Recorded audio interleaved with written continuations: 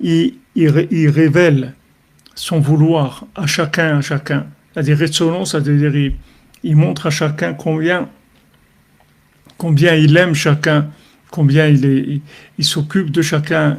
C'est-à-dire, il y a un rapprochement. Retsono, ça veut dire, c'est-à-dire le bon vouloir, l'amour d'Hachem à chacun. Ou mechalek noten matanot lekol echad lefi kvodo. Et il donne des cadeaux à chacun, chacun selon son honneur, c'est-à-dire selon, en fait, sa capacité de révéler le pouvoir d'Hachem. C'est ça son honneur. Quelqu'un, il est honoré quand il révèle Hachem.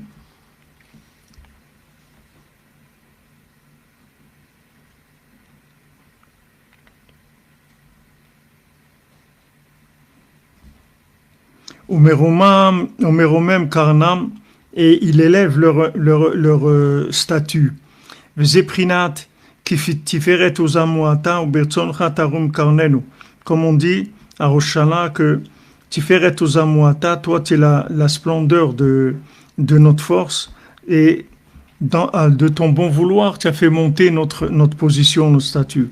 Ki megale retzono omeromem karnam shel kol echad ve'echad, parce que il élève le vouloir et le statut de chacun.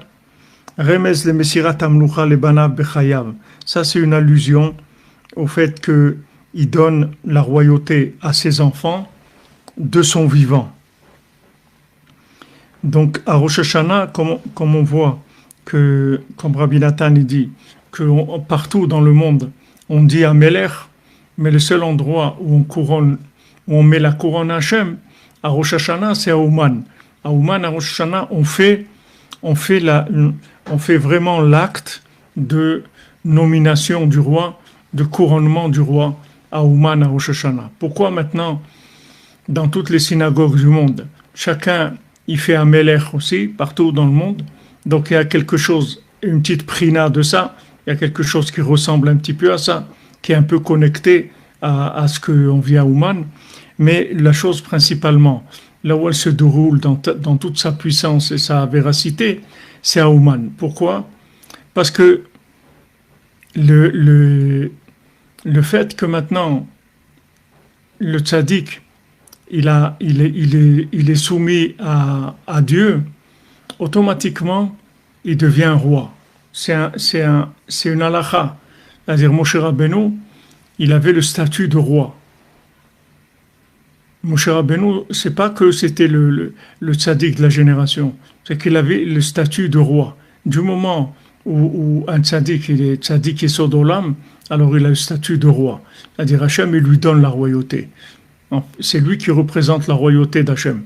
Maintenant, tout celui qui va s'inclure dans le tzaddik, il va recevoir automatiquement cette royauté-là. Qu'est-ce que c'est cette royauté? C'est pas qu'on va lui donner des avantages fiscaux, qu'on va lui faire cadeau une Mercedes avec un chauffeur. C'est pas ça qu'on va lui donner. On va lui donner, on va l'optimiser, c'est-à-dire on va prendre toutes ses capacités et on va les connecter sur le pouvoir du tzaddik, qui est en fait le pouvoir d'Hachem. La révélation du tzaddik est la révélation d'Hachem dans le monde. C'est ça qu'on lui donne le pouvoir. Pas qu'on va lui donner du pouvoir qui va faire des choses dans le monde. Il va faire des choses, mais qu'il va utiliser ce qu'il a pour Hachem. Comme des fois dans des pays où ils prennent des usines ou autres, dans des moments de guerre, et maintenant cette usine-là, elle travaille pour l'État, c'est tout. C'est-à-dire tout ce qu'elle faisait, maintenant elle fait la même chose, mais au lieu que ce soit une entreprise privée, c'est devenu une entreprise d'État. C'est plus une entreprise privée. Alors maintenant, une fois que quelqu'un il vient au man, il est connecté avec le tzaddik, alors son entreprise, c'est plus une entreprise privée. Ça devient une entreprise du tzaddik, c'est une entreprise d'Hachem dans le monde. C'est pour ça que c'est l'endroit où on couronne. C'est pour que c'est l'endroit où on met la couronne vraiment. Parce que chacun il va recevoir vraiment son pouvoir, c'est-à-dire sa place, on va lui donner la possibilité de révéler Hachem dans le monde d'après ses midot à lui, d'après comme il est, d'après son fonctionnement, sa neshama, son âme, toutes ses affinités, tout ce qu'il a, ça va s'investir dans le service divin. Alors ça, c'est le Rosh Hashanah. En fait, c'est le jour de l'anniversaire d'Hachem. C'est l'anniversaire d'Hachem. Pourquoi c'est l'anniversaire d'Hachem? Parce que El Melech Bloam, c'est-à-dire avant, Hachem, il n'avait pas d'existence dans les mondes inférieurs. Quand est-ce qu'il a eu l'existence dans les mondes inférieurs? Du moment où il a été reconnu par l'homme, alors il a commencé à exister dans les mondes inférieurs. Donc le jour de Rosh Hashanah, c'est le jour de la révélation du pouvoir d'Hachem, puisque c'est le jour où on se soumet à lui et on vient et on fait les comptes, on lui dit voilà, on a fait ça et ça, on te demande pardon, qu'on n'a pas respecté ta parole, ou qu'on a enfreint ce que tu attendais de nous, qu'on n'a pas fait assez, ou etc. C'est-à-dire on positionne notre vie par rapport à lui. Ça s'appelle lui donner la royauté.